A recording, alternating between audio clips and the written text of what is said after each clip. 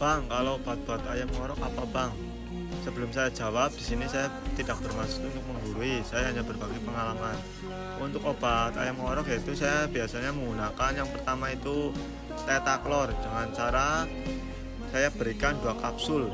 Yang kapsul yang pertama saya loloskan utuh, dan yang kapsul yang kedua itu saya buka, saya taburkan isinya ke bagian tenggorokan ayam dan ke bagian mata.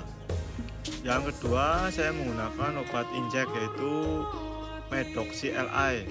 Untuk pemberiannya yaitu cukup 3 hari sekali dengan cara disuntikan di bagian dada. Untuk dosisnya yaitu 0,25 per 1 kg berat badan ayam.